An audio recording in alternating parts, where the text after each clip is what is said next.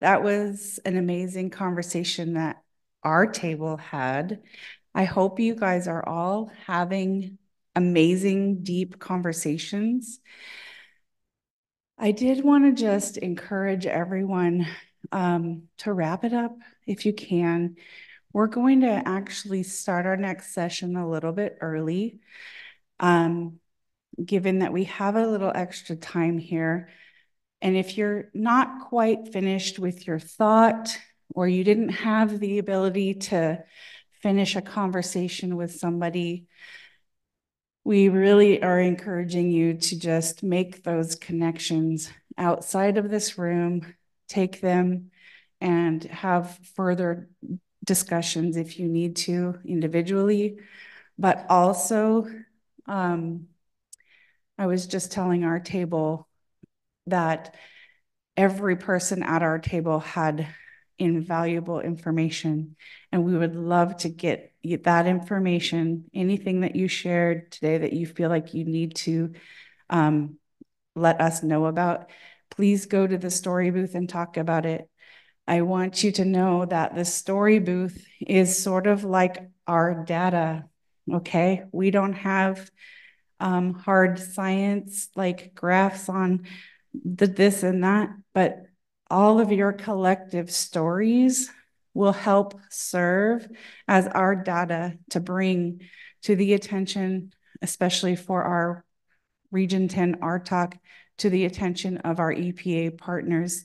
And for those of you on EPA, get your voices heard as well, so we know your thoughts and we know how we can take these two often very different sides and viewpoints and world views and try to make it work.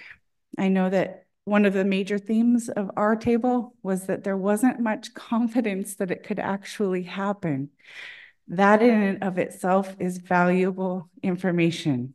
If we all feel helpless, why are we doing this work? There is a way. I think we can make it work, but we have to be willing to have these conversations.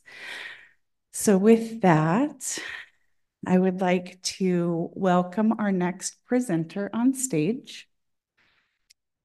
And I want to ask our tech people if is this okay? We're good. Thanks for being flexible and adaptable. Our next presenter again is Miss Heather Gordon. Thank you all.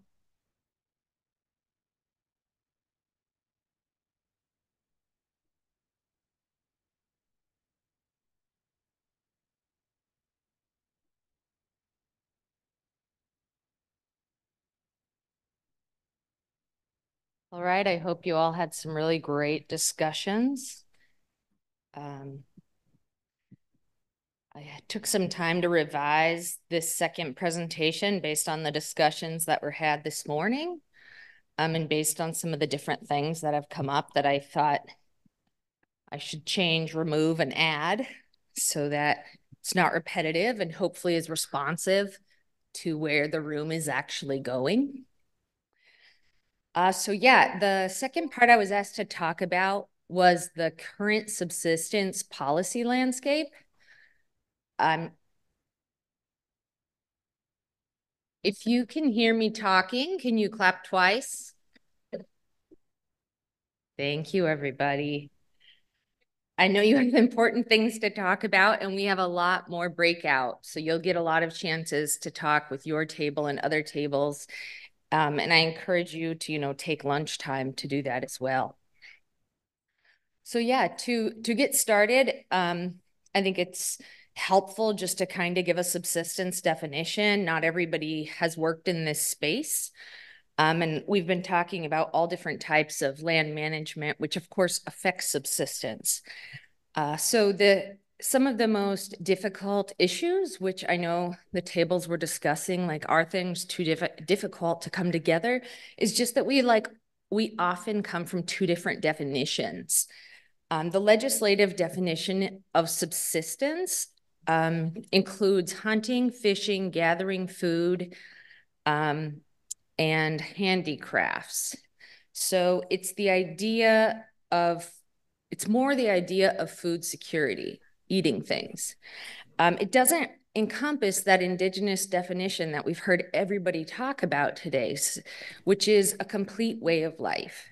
It's all about nurturing the environment, harvesting, and living in that relationship with the environment. If it was only about hunting, fishing, and gathering food, then we would probably see, a lot of low fish and animal and berry counts. But, it's not. It's about this relational existence. And when we come from two different definitions of what subsistence is, that really challenges how we manage lands and waters if we're thinking of them as different things from each other.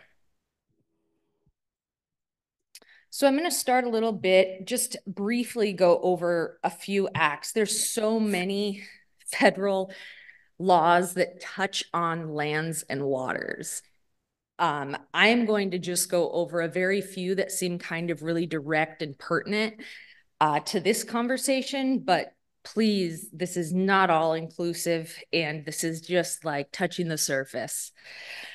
So drawing attention to starting in about 1970, that we have a federal act to consider that there are environmental impacts on indigenous communities and foods. So how do we maybe manage land differently to avoid, harmful environmental impacts? So that was only started in 1970.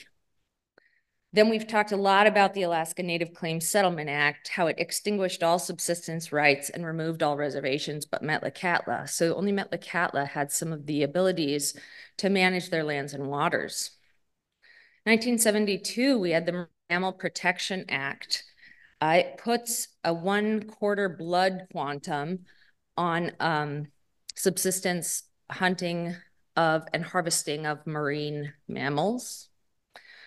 This is causing a lot of cultural issues right now in Alaska in the Southeast as people marry with, non-native people from their community or tribe.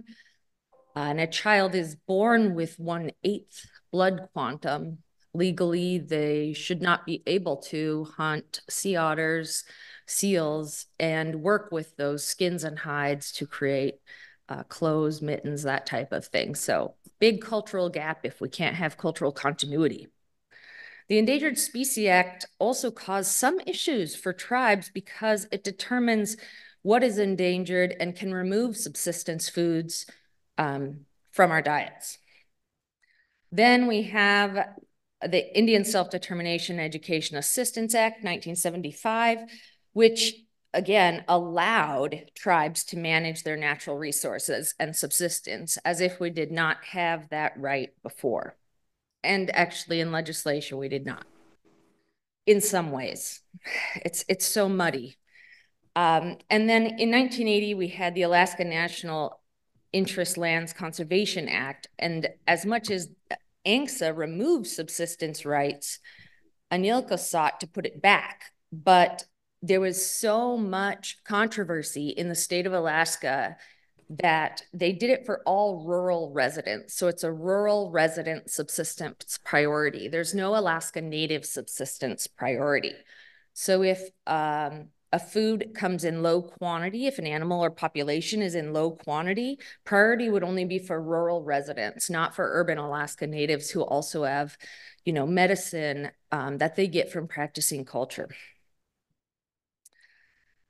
It was a little tricky to figure out what the right order is to do, because now I'm going to take you a little bit backwards in time for some states.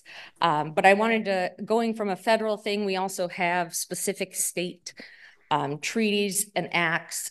And starting with Alaska, just going alphabetically, there was a state subsistence law in 1978. It was actually before ANILCA, which was in 1980. For federal land, but on state land, we have a no subsistence preference. So every resident of the state of Alaska can practice subsistence, even if a population is in shortage. There, in 1992, due to a 1989 Alaska Supreme Court case, fighting over whether the state would actually comply with ANILCA, that Land Management Act of Rural Subsistence Preference. The Supreme Court decided that was unconstitutional to the state constitution because it should be a preference. There should be no preference. It should be for everybody. So in 1992, we have split subsistence management, and we have that to this day in Alaska, with federal agencies managing federal lands, state managing state land, and very little tribal land managed by tribes, mostly Metlakatla. In Alaska, we have subsistence organizations that are co-management cooperative agreements. It's really important to note that these are not tribal co-stewardship agreements. These are organizations, so there's not a sovereign right of the indigenous people on these organizations. So we have like one for whaling, one for walrus, one for polar bears, migratory birds, a lot of different animals that we harvest. We also have endless court cases, like I'm sure many other states do, around subsistence rights. We have 1984 Katie John, and that lasted for decades, all the way up to very recent ongoing cases as of 2023. And to just kind of show the difficulties we face in Alaska with the state government, in 2020, during COVID, the state actually sued the federal government, the Federal Subsistence Board that manages federal land, because they allowed rural Alaska Native communities who were facing starvation due to a lack of, remember all the ships got stuck in LA and the Panama Canal? They couldn't come up to Alaska with grocery foods. So communities didn't have food, so they were allowed to hunt out of season. And the state sued on that right. So we just have a lot of struggles in Alaska. And I'm sorry that Alaska is the area I'm from, so I'm going to be a little more in depth there. When we look at Idaho, we have the Treaty of 1855, which established the Nez Perce Reservation and also recognized the tribe's rights to hunt, fish, and gather on traditional lands, which included off-reservation areas. You see the same thing in many other states, the Midwest, but there's often a lot of challenges with the states when you start going in these off-reservation areas. In Oregon, we had the treaty with the tribes of Middle Oregon. This established reservations for tribes, including the Confederated Tribes of the Grand Ronde, and also recognized rights to hunt and fish in accustomed areas again, so that includes off-reservation. Washington State, we've heard a few different mentions about things from Russ. There was the Stevens Treaties, which established reservations for some tribes in the Pacific Northwest, Puget Sound, Columbia Rivers areas. And again, it gave or it maintained the rights to fish, hunt, and gather in accustomed areas. And then the Bolt decision came, which reaffirmed tribal rights to harvest fish. And although those rights were there previously, this really gave expanded subsistence fishing opportunities, rights, and recognition. It included off-reservation areas as well. So if we look at really recent things now, what do we see? In 2015, the Alaska exception, which was added in 1980 as a final sentence to a Department of Interior regulation, and it said that Alaska Native land could not be taken into trust. That was removed in 2015. Faced a lot of difficulties with the Trump administration. However, this current Secretary Haaland has reapproved that, and it is again possible, although slow, for tribes to put land in trust in Alaska. In 2020, we see the executive order coming out of President Clinton, which started a very more formal consultation and coordination with tribal governments that federal agencies should be doing this. It's been reaffirmed by different presidents with different levels of guide of what that should look like. In 2021, we had Indigenous people in different aspects of the federal government. We had Department of Interior Secretary, we had the National Parks, and we also had in the Office of Science, Technology, and Policy. And it resulted in this collective work around traditional ecologic knowledge and federal decision making. That memo was released. Additionally, USDA and DOI put out an order number 3403, which explained what their consultations should actually look like. Again, there's not a lot of guidance. After that, the secretary put out DOI order 3400, which tried to empower tribes to determine more how their lands are used, including for economic development. And we moved then into 2020, and there was listening sessions based on the 2021 memo. This resulted in changing from the words traditional ecological knowledge to indigenous knowledge, and also produced a guidance for federal agencies on what indigenous knowledge is, how they might implement drawing on and partnering with tribes with indigenous knowledge around decisions, a specific definition of indigenous knowledge that Rochelle Daniel wrote, for she's from Alaska. And then the Biden-Harris administration had a fact sheet they put out on new ways we're supporting Native communities. The challenge with all of these things is there's very little information on how to actually do any of these things. So in Indian country or in Alaska, we see these things come out and we get excited, but then there's often not a lot of change that happens. And I mean, I do feel sympathy on the federal side because there's not a lot of clear guidance on what they should do. And so you see this, I put this up for you to kind of see the use of language. This in no way invalidates the extreme massive efforts by Indigenous people in federal government to get these documents passed. It is a start. But recognizing the difference between the word should, you should stop smoking, and you must obey the law. There's very little must in these documents. They say you must respect sovereignty in a nation-to-nation relationship, but then you will collaborate. But what is meaningful consultation? You will consider indigenous knowledge as the best available science, but not how. You should foster relationships with tribes. It doesn't say must there. You should endeavor to engage in co-management. You must engage in indigenous-led management, in my personal opinion. You should obtain consent prior to including IK in policy. I really hope you do a little bit more than should. And you should co-produce with indigenous knowledge holders. You know, these are tough guidelines to get, because if you follow the words will and should, there's going to be a lot of ethical, political, sovereign, all kinds of terrible things that will really harm relationships with tribes.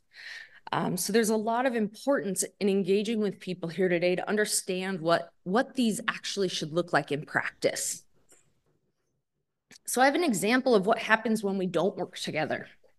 This is an example of how land is managed in the state of Alaska.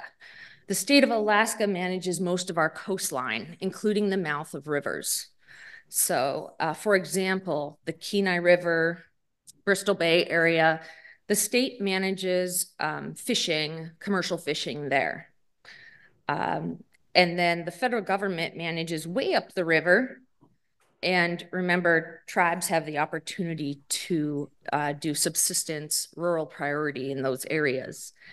But what we've seen on the Yukon and in other areas, that the take at the mouth, which is actually 98% of take, happens from commercial. Only 2% of take happens from subsistence. It's actually like 1.8%. And then there's 0.2% sport fishing. And we're not getting enough fish going up the river. I mean, it's affecting our relatives in Canada as well, where the lakes are. So when we don't manage together, and I didn't even include, because they're just not included at all the tribes that run along that river, nobody consults them about managing the river and how we should think about the amount of escapement and different ways to manage fisheries. So I just want to point that out, that there can be really disastrous results when we don't work together. I heard this comment when I came the first night here before the conference started that if there's no salmon, regardless of the treaty, 50% of nothing is still nothing. If the right to fish is reserved in the treaties, it really doesn't matter if there's no fish. And those are the situations that we're running into today. I'll give you another brief example from the Ninilchik village tribe, who I worked with for my dissertation research. And their community is on what is now state land, which is on the coast. And there has been a historical huge razor clam population along that beachway, and the tribe has a long history of living on those clams. But remember, this is the state, so there's no preference for any population. Regardless, as the clam population goes down, the entire state of over 500,000 people are still allowed to clam at that beach. No restriction except on the number of clams. The tribe repeatedly asked the state to close the beaches, reduce the numbers, privilege the local population. None of that happened. So you see the hand on the right-hand side, that's actually how small our clams got, all the way down to that little 1-incher. And the decline began in 2005, but the beach didn't close till 2014, till we had actually gotten that small. So the beach has been closed since 2014, and the community really hurts not teaching this tradition and the foods to their children. There was a brief opening last summer, very odd, even though the counts were still low and the clams were small. They did a brief opening to really strong resistance from the tribal community. There's a saying that I heard in my dissertation work where they said, the mosquito population, that's problematic in Alaska. And if you want to get rid of the mosquitoes, just put the state in charge of managing. They'll be gone. So that's how painful it is up there, but also how some of the feelings are. And I know we were just in groups and struggling with some of those feelings. So actually I have some recommendations on relationship building. I've been doing relationship building work since 2010. I started out working with Arctic researchers and Greenlanders on how they've experienced people coming to their communities. And so it's been a long step of learning and implementing and trying to teach and expand and share this knowledge that I was given so that things can get better. That's what I was asked. Go share this as widely as you can by the Greenlanders I work with, the Kalshi. So I want to start with just something I realize we didn't start with today, and I want to show it really starkly, which is what colonization is. Because Whitney spoke a little bit about trauma, but I sometimes think, maybe people think everybody just has trauma. They might have some bad relatives in their life. But this is what we call a historical, cultural, and intergenerational and intragenerational trauma resulting from past and current colonization. Some of the pictures here show assimilation, enslavement, removal, starvation by killing buffalo, as well as in Alaska, fur sea mammals, land theft, involuntary sterilization, current movements for the land back, environmental justice, and efforts to combat climate change. So this is what we mean when we say colonization, and this is what we mean when we say we have trauma resulting from this. When you look at what happens to people when they get removed from their homes, their cultures, their lands, their religions, their spirituality, pretty much their whole part of their being, you see some really crappy results. You see people that are hurting emotionally and psychologically. You actually see physical health decline pretty rapidly, not only from unhealthy reservation foods, commodity foods that people ate, but general, stress is so hard on the body. And so as we see on the left-hand side of this diagram, as you see traumatic events increase, you see on the other side that stresses are increasing. and that it's causing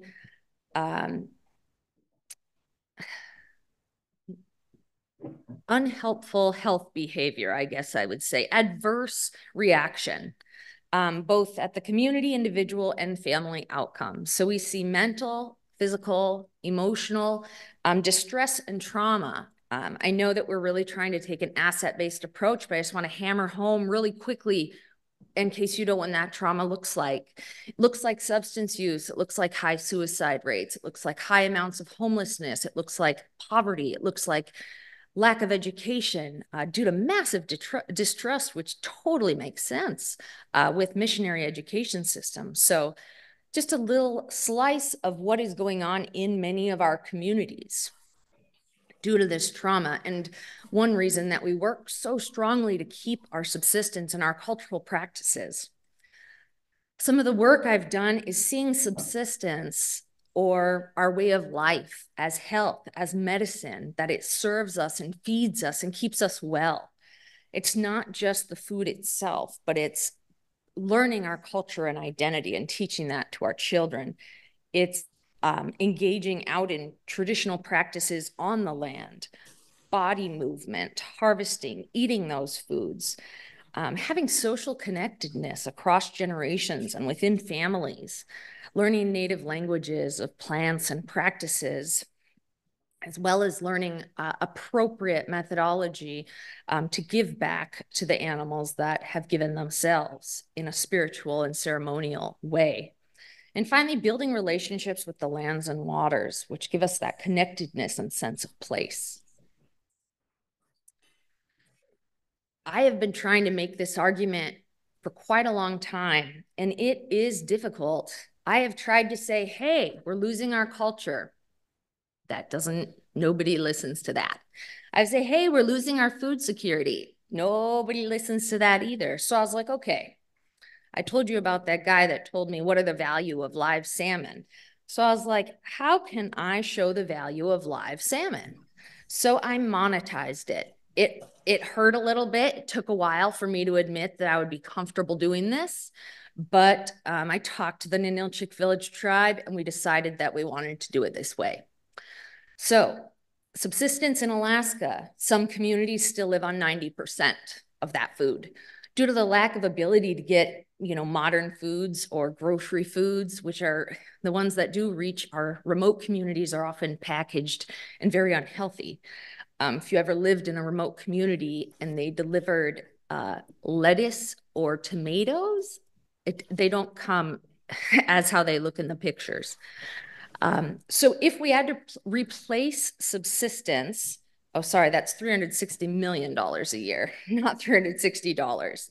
Across the state, the estimate of 2024, this is conservative estimate, is $360 million a year would need to be to provide food and to ship the food to people who would need it. Subsistence is medicine. If we lose our medicine, our natural world, which provides our health and well-being, what could that look like? Well, there is a situation in Alaska, maybe common in other states as well, where people from rural areas, when they don't have economic capabilities or not capabilities, opportunities, or are transitioning from a subsistence economy to this capitalist-based cash economy. These are difficult transitions that don't always work in communities that don't have cash-based job positions. But it costs cash to buy your gas to go out boating or to buy bullets and things like that. So we have 1,300, again, super conservative estimate, 1,300 Alaska Natives who are homeless in Anchorage. The state estimates that it costs $35,000 a year to support each of these individuals, whether it's homelessness shelter, whether it's food pantry, whether it's emergency room care, justice care, detox care. Those are some of the things that they listed. So if we add 35,000 times the 1,300, we have $45.5 million a year to care for the Anchorage homeless Alaska Native population. Recognize, of course, there's plenty of other homeless people there as well. I'm just trying to hone in on a point here. In total in Alaska, the census last showed there are 148,000 Alaska Native people. If 1/4 of those people were to lose their lifeways, their access to their foods, because the foods have all been died off, their cultural practices, then ultimately their homes and livelihoods, this would cost the state $1.295 billion a year. The state revenue was only $15.5 billion last year, and $3.5 billion of that was federal revenue. This is my argument to the state. This can be expanded to the federal government. This shows the cost. None of these costs have to accrue if we improve management decisions and are able to keep people with their food and their culture and their communities. So, looking at this is a massive slide. I know I usually give a training on this entire slide, but there are a lot of things to consider when you look at respectful engagement with tribal communities. We have free, prior, and informed consent coming out of the United Nations Declaration for the Rights of Indigenous People. We have fair and care principles for data sovereignty. We have an understanding of what deficits and assets are. We have a way to build trust through different engagement and relationship activities. And we also have a long history of having this very contractual relationship with tribes, or taking a tribal member as a consultant on your board instead of actually having tribes leading management decisions. Finally, that new model in the very center and the bottom is a co-production of knowledge model that was a result of some work out of Coeric, as well as Pew Charitable Trusts and Carolina Behe with the Inuit Circumpolar Council. So there's a lot of work around this. And furthermore, there is a lot of ethical engagement principles that people can draw on. Coeric just put out theirs. The Inuit Circumpolar Council has theirs. I know those are Arctic based, but you can still draw on those to learn. What are some other issues? Addressing terminology. How many times, I already said subsistence, it's not the right word for us. But we've been hearing the word wilderness here. I've heard elders get very upset with the word wilderness because the wilderness is not some wild, untamed aspect separate from who we are. It is Mother Earth, and it is a part of who we are and a part of what we nurture. The word wildfire. There are regions in the country where fire is a being. So using the word wildfire is immensely painful to people in those communities. Natural resources, I know that's in all the laws and it's in a lot of job titles. However, how can our salmon relatives be our resources? When we think about management, it puts a hierarchy. Stewardship or honoring. When we think about sustainability, we learned today about balance. We think about science, we think about knowledge. When you hear expertise, many tribal communities will not use that word. I've asked, if you ask an elder, how do you do this? It's probably a 50% chance that they'll point you to someone else and be like, oh, I don't know how to do that as well as they do. Super common, always a learner. And finally, capacity. We've been throwing that word around a lot. Not always a word tribes are comfortable with, or indigenous people. You can instead think of strengths and wisdom. And this is just some way to talk in a way where people are more ready and able to listen. Only a little bit more. I came across this last night. I'm not going to go through everything. I just want you to point you to some resources. So NOAA, National Oceanic Administration, did some work on their aquaculture. Their aquaculture group came together and developed a document on the 7 R's of tribal and indigenous partnerships. You run into these R's in tons of academic papers, the 5 R's, the 4 R's. We're up to 7 now. But I'm just going to list them off. What I have after each colon is actually a quote that was in the document. honestly, to list the names for all of those made this page really small, but they are in that document, so I'm not removing quotes from people. The 7 R's are respect for people and the land, relevancy, understanding that aspect of looking and not visiting or touching just doesn't work. Reciprocity, giving and receiving. Responsibility, rights, reconciliation. That's where we are right now. We can look to Canada and the Truth and Reconciliation Commission and the efforts being made, the same Truth and Reconciliation Commission we see in other Queen states like New Zealand and Australia. These are spaces that the US federal government should be in as well. And finally, relationships. Relationship building cannot be understated. So we have more in common than that which divides us because we are all people. We're stronger together. And I just also wanted to make a plug that we need to build youth leaders. We don't have a lot of youth here today, but these youth are our future leaders. We have many elders on our tribal council and a real disconnect between age groups. And it's so important to bring youth into spaces where they can see how things work and have their voices heard. If you have youth who are interested in climate change, I helped organize last year and I'm doing it again against my will, the Global Indigenous Youth Summit on Climate Change. It runs 24 hours around the world with Indigenous people from the entire world, 3 8-hour blocks. So get in touch with me if you have youth who might be interested. Fine, almost finally. Out of that work with Ninilchik, we proposed a relationship, a stewardship model. Again, it's just a preposition. It's a start. I see the words are still a little bit small, maybe not so small up there, but what it tries to demonstrate is what I talked about earlier, that we often come from different philosophical bases, human exceptionalism versus relationality and kinship, trying not to do the verses. Decisions are often derived from capitalism and resource extraction, as well as from going to university and getting those letters after your name. Where in communities, there are often community decisions based around Indigenous knowledge, oral history, elders and youth. We have different ways we use the land. This produces different results. Some of them which I shared with the clams and with the fish.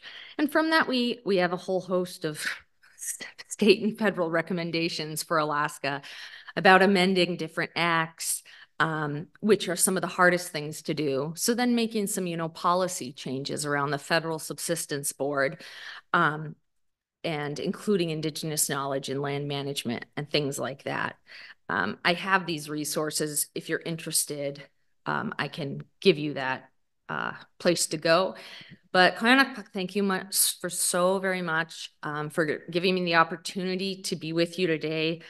I have a LinkedIn website, ResearchGate, and Twitter with all my stuff, and I can also connect you to things. This is my email address. I also have a card if you want to just come up to me and get it. Although these presentations are on the Whova app if you did download it, but if you don't know how, you can still come over and talk to me. So thank you.